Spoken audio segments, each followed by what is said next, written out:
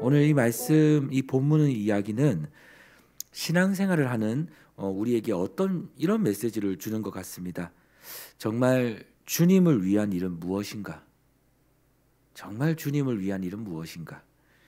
우리는 신앙생활을 하면서 때론 이런 고민에 빠질 때가 있습니다. 오늘 감당하는 이 일이 주님을 위한 일이라 확신하며 시작했는데 어느 날 이 일이 정말 주님을 위한 일이 맞는가? 라는 이런 고민에 빠질 때가 있는 것이죠. 신앙생활을 하는 성도라면 이 부분을 구분하는 것이 얼마나 어려운지를 우리 모두 다 잘 알고 계실 거라 생각합니다. 이런 고민이 우리에게 올 때 우리는요, 속으로 이런 생각을 합니다. 아니, 도대체 어떤 일이 주님의 일이고 어떤 일이 주님과 무관한 일인지 정말 모르겠다라는 이런 생각을 하죠. 오늘 우리가 보는 이 본문의 내용은요, 실상 우리가 고민하고 있는 내용과 다르지 않는 상황임을 이야기해주고 있습니다. 여러분, 오늘 본문 38절을 보시면 요한이 예수님께 이렇게 이야기하죠. 제가 읽어드리겠습니다. 요한이 예수께 여짜오되 선생님, 우리를 따르지 않는 어떤 자가 주의 이름으로 귀신을 내쫓는 것을 우리가 보고 우리를 따르지 아니함으로 금하였나이다. 여러분, 요한이 행한 이 일은 누가 보아도 예수님을 위한 일이었습니다. 왜냐하면 예수님을 따르지 않는 사람이 예수님의 이름을 거론하며 예수님이 하시는 흉내를 내고 있었으니 예수님을 사랑하는 제자로서 요한이 이것을 금하는 것은 당연한 일이었습니다. 일단 상식에서 벗어난 행동이니 이것을 금하는 것은 이치에 맞다라고 생각했을 것입니다. 그런데 예수님은 이 요한의 행동에 대해서 이렇게 얘기하는 것이죠. 바로 요한의 그 행동이 잘못되었고 요한의 그 행동에 대해 반대의 말을 예수님은 하고 계시는 것입니다. 39절 말씀인데요. 이렇게 이야기합니다. 예수께서 이르시되 금하지 말라. 내 이름으로 의탁하여 능한 일을 행하고 즉시로 나를 비방할 자가 없느니라 라고 얘기해요. 예수님은 요한의 생각과 달리 나를 따르지 않았더라도 내 이름을 믿고 내 이름을 의지하고 나타난 일이었다면, 그렇게 시작된 일이었다면 그것으로 비방받는 것은 타당하지 않으니 앞으로 다시는 금하지 말라라고 요한에게 당부합니다. 여러분, 예수님의 이 답을 들은 요한은 어땠을까요? 정말 열심을 다했는데 예수님의 이 답을 들은 요한은요, 아마도 어이가 상실했을 것입니다. 왜냐하면 정말 예수님을 위한 일이라 확신하고 정말 그 일이 맞다라고 믿고 열심을 다했거든요. 그런데 지금 자신이 한 일이 예수님을 위한 일이 아니었다는 사실에 대해서 그는 어이가 상실했을 겁니다. 되려 예수님의 의도와 전혀 다른 일이었다는 사실을 알게 된 것에 대해서 큰 충격을 받았을 거예요. 지금 어이를 상실한 요한에게 예수님은 한마디를 더 당부합니다. 여러분, 40절 말씀인데요. 이렇게 얘기합니다. 우리를 반대하지 않는 자는 우리를 위한 자니라. 사랑하는 여러분, 우리는 때론요, 우리가 교회 일을 하면서 다른 사람이 감당하는 방법보다 또 내가 감당하는 방법이 훨씬 더 낫다라고 믿고 있을 때가 있습니다. 실제로 그렇게 여길 때가 있죠. 또 반대로 그 사람이 하는 방법이 무조건 맞다라고 생각할 때도 있습니다. 그리고 그 모든 것을 기준 삼아 옳고 그른 일을 구분 지을 때가 있습니다. 여러분, 이 기준을 따르는 사람은요, 하나님을 일을 잘 감당하는 자로 우리는 여길 때가 있어요. 또 그와 달리 이 기준을 따르지 않고 다른 방법으로 그 일을 풀어가는 사람을요, 우리는 때로는요, 하나님의 일을 잘 감당하지 못하는 자로 여길 때가 있다라는 거예요. 그렇게 판단할 때가 있다라는 겁니다. 오늘 요한도 마찬가지입니다. 그들이 예수님을 따르며 복음을 전했던 방법은 늘 이렇게만 해야지만 맞다고 지금까지 믿고 있었는데, 또 그렇게 지금까지 해왔던 것인데, 이 룰을 벗어난 저 사람을 보면서, 또 그 룰을 따르지 않는 저 사람을 보면서 요한은 이런 마음을 먹었던 거예요. 지금 이것을 막아야 된다. 지금 이것을 금해야 된다라고 생각했다는 것입니다. 그런 확실한 기준을 가진 요한을 향해 예수님은 이렇게 이야기한 거예요. 그 사람이 설령 너희가 전에 정해놓은 기준대로 행하지 않았더라도 그가 예수님을 사랑하고 그 이름을 의지하여 감당할 일이라면 그를 막기보다는 때론 사랑으로 받아주고 온유한 마음으로 그가 더 잘할 수 있도록 알려주고 도와주면 어떻겠니? 그가 내 이름을 가지고 복음을 전했으니 그는 우리를 반대하는 자가 아니라 우리를 위한 자란다. 오늘 이렇게 예수님은 요한에게, 그런 마음을 가졌던 요한에게 이야기해 줬을 거라 생각합니다. 사랑하는 여러분, 저는 오늘 이 말씀을 나누면서요, 또 뒤에 나오는 말씀들을 묵상하면서 이런 생각을 해보았습니다. 그렇다면 도대체 예수님이 말씀하시는 주님을 위한 일의 기준은 무엇인가?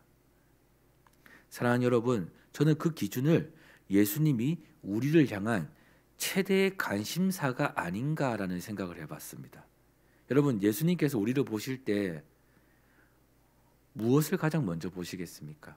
여러분과 저를 보실 때 무엇을 가장 먼저 보시겠습니까? 이 하루에 눈을 뜨고 하나님의 일들을 그리며 또 하나님의 일들을 감당하고자 마음을 먹은 우리에게, 또 그 일을 생각하고 있는 우리에게 예수님이 먼저 무엇을 보시겠냐는 겁니다.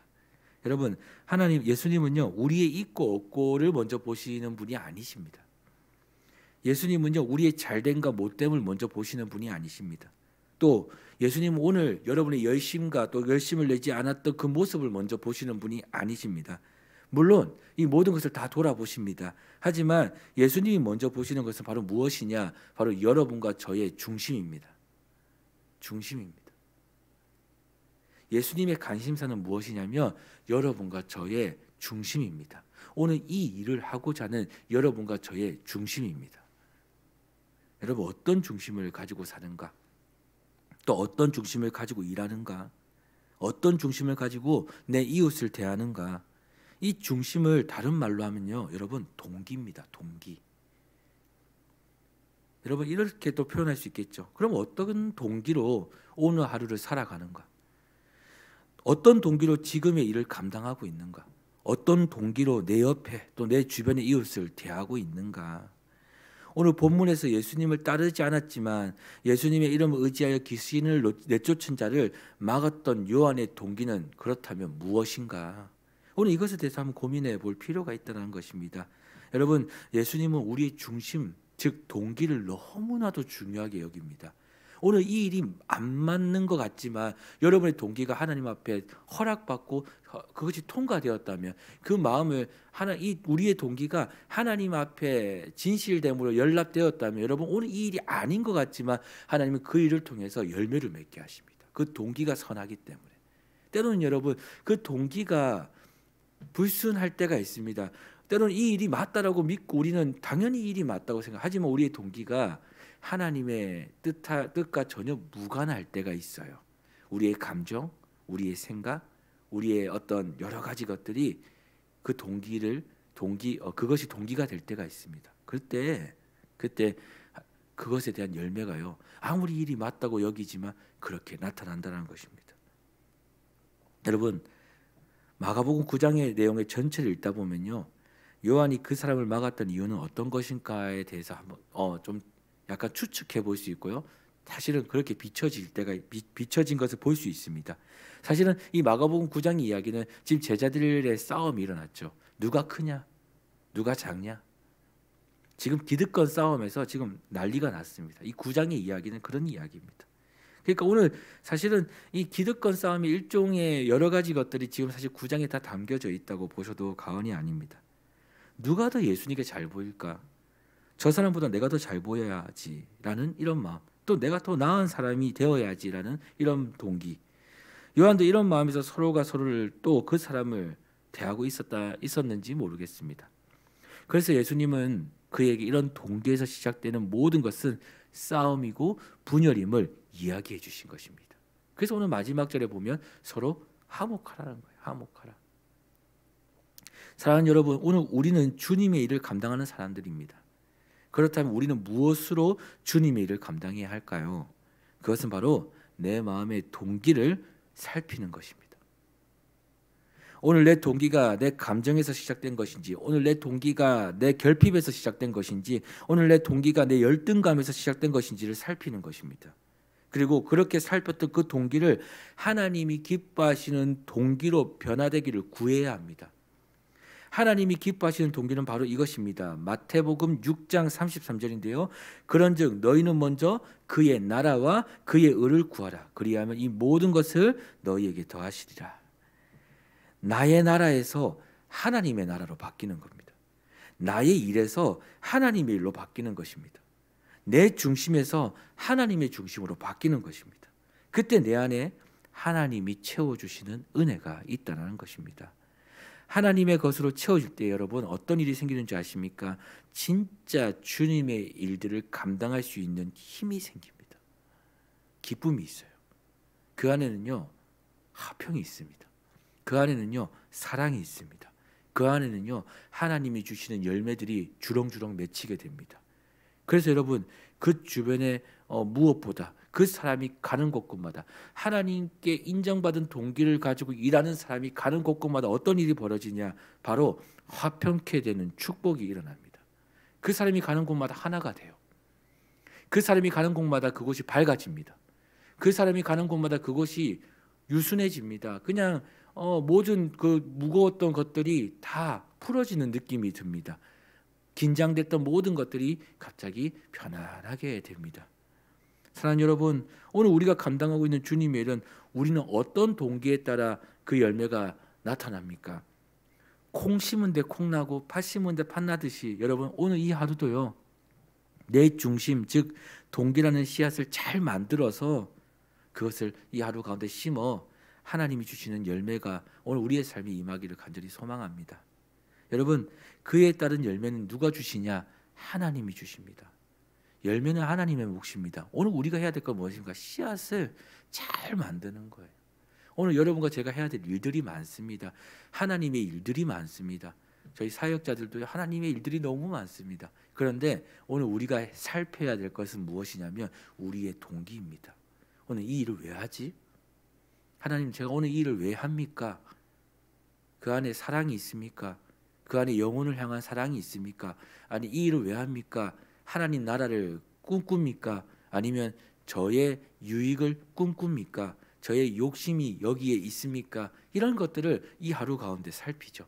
여러분 기도하는 자는요 하나님이 이걸요 우리의 심령 속에 조명해 주십니다. 그래서 기도하는 자는요 하나님의 뜻하신 대로 나아가기를 그렇게 어렵지 않게 하나님 가게끔 하세요. 우리를 보게 하십니다. 이게 진짜 신앙생활의 축복이거든요. 나를 볼 수 있는 것. 우린 사실 기도하지 않고는 우리를 볼 수 없는 존재이기 때문에 그렇습니다. 여러분 오늘 이 은혜가 저와 여러분에게 있기를 원합니다. 오늘도 우리의 동기, 우리의 중심을 보시는 하나님께 인정받는 이 하루가 되기를 간절히 기도하겠습니다.